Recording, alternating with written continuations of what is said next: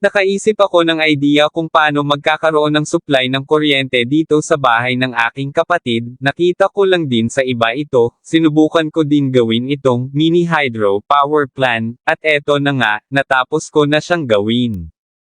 Ipapakita ko kung paano siya gumagana gamit lang ang tubig bumabagsak sa turbine. Dito gumawa ako ng daanan ng tubig at sa dulo nito naglagay ako ng tubo para makontrol nito ang pagpasok ng tubig papunta sa turbine. Ganito naman ang itsura ng pag-ikot ng turbine, ito din ang isa sa mga kailangang upang mapagana nito ang power generator kung tawagin ng iba ay dynamo.